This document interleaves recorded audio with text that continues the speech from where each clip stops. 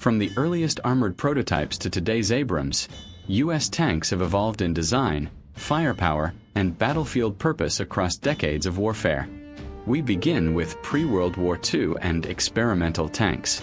M1917.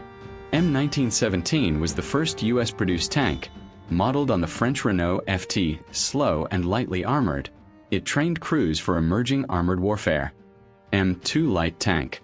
The M2 light tank served as an early U.S. reconnaissance platform, combining modest armor with mobility, training crews in armored tactics while influencing future designs.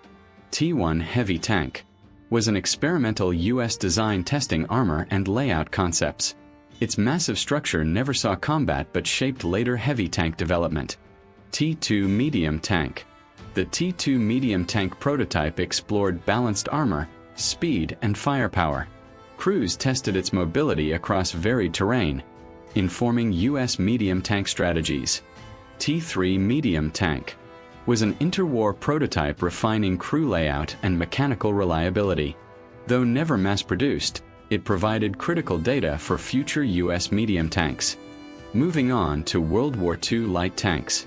M3 Stuart was a fast, lightly armored reconnaissance tank, widely used in North Africa. Crews relied on speed to evade heavier German tanks while gathering intelligence. M5 Stuart. The M5 Stuart improved on the M3 with a more powerful engine and slightly thicker armor. Crews appreciated its agility for scouting and rapid flanking maneuvers. M22 Locust was an air-transportable light tank, designed for glider deployment. Crews faced cramped conditions, but its mobility allowed quick strikes behind enemy lines. T7 Combat Car was an experimental light tank intended for cavalry support. Crews tested its speed and maneuverability, though it never entered mass production. Now turning to World War II medium tanks. M3 Lee/Grant featured a high-mounted 75mm gun and secondary 37mm turret. Crews in North Africa adapted to its unusual layout while providing armored support. M4 Sherman was the U.S. Army's iconic medium tank, versatile and reliable. Crews valued its mechanical dependability, allowing sustained operations across Europe and North Africa. M4A1 Sherman featured a cast hull, enhancing structural integrity. Crews noted its durability in combat, maintaining mobility and protection under sustained fire. M4A2 Sherman used a diesel engine, improving reliability in harsh climates. Crews operating in North Africa and the Soviet Union valued its endurance and fuel efficiency. M4A3 Sherman featured a Ford GAA engine, boosting speed and acceleration. Crews appreciated its improved performance during European campaigns and rapid maneuvering under fire. M4A3E8. The M4A3E8 EZ8 upgraded the Sherman with a better suspension and 76mm gun. Crews experienced smoother rides and enhanced accuracy during late-war European operations. M24 Chaffee was a light/medium hybrid, replacing older Scouts. Its 75mm gun allowed reconnaissance units to engage lightly armored targets while crews enjoyed improved mobility. Continuing with World War II heavy tanks. M26 Pershing. The M26 Pershing was a late-war heavy tank with a 90mm gun and thick armor. Crews felt more secure against German Panthers and Tigers during European combat. T28 Super Heavy Tank was an enormous experimental breakthrough vehicle with massive armor.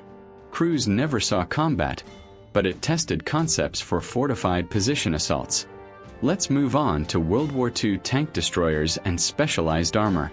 M10 Wolverine was a mobile tank destroyer with an open-top turret. Crews used speed and ambush tactics to outmaneuver heavier German tanks on the battlefield. M18 Hellcat was the fastest U.S. tank destroyer, emphasizing hit-and-run tactics. Crews relied on agility to strike enemy armor while minimizing exposure to return fire. M36 Jackson mounted a powerful 90mm gun on a Sherman chassis. Crews valued its ability to engage German heavy tanks effectively in late-war European battles. Proceeding to self-propelled artillery and support vehicles. M7 Priest combined a 105 mm howitzer with a mobile tank chassis. Crews delivered indirect fire support while remaining protected and maneuverable on the battlefield. M12 gun motor carriage mounted a 155 mm heavy artillery piece on a tank chassis. Crews provided long-range fire support while navigating challenging terrain with armored protection. Continuing on to Cold War medium and main battle tanks. M46 Patton. The M46 Patton upgraded the M26 with improved engine and mobility. Crews in the Korean War valued its enhanced speed and firepower against North Korean armor. M47 Patton featured upgraded armor and a 90 mm gun. Deployed in Europe during the early Cold War, crews relied on its reliability and improved fire control systems.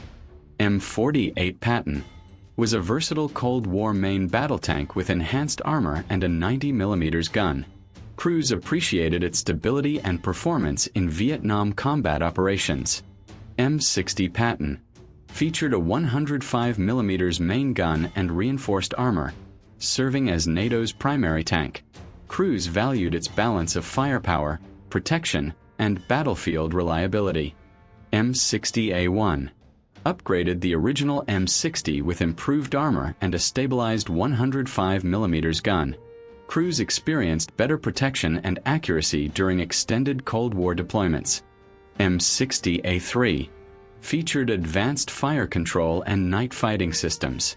Crews benefited from improved targeting precision and battlefield awareness, maintaining its relevance well into the late Cold War. Next up is modern main battle tanks. M1 Abrams. The original M1 Abrams introduced a 105 mm gun and gas turbine engine. Crews praised its speed, heavy armor, and survivability during initial Gulf War deployments. M1A1 Abrams upgraded to a 120 mm smoothbore gun and improved armor. Crews reported enhanced lethality and survivability during Desert Storm operations in open desert combat. M1A2 Abrams integrated advanced digital fire control and full NBC protection. Crews benefited from improved situational awareness and streamlined command coordination in modern combat. M1A2 SEP-V2 features upgraded sensors, modular armor, and enhanced networking. Crews enjoy improved target acquisition, survivability, and battlefield integration against contemporary threats. M1A2 SEP-V3 introduces advanced communications, improved lethality, and modernized armor. Crews experience greater efficiency, situational awareness, and survivability in high-intensity operations. M1A2 SEP-V4 represents the latest Abrams upgrade, adding improved sensors, targeting systems, and electronics. Crews gain superior detection, accuracy, and dominance on modern battlefields. Concluding with specialized and experimental tanks. T-29 Heavy Tank.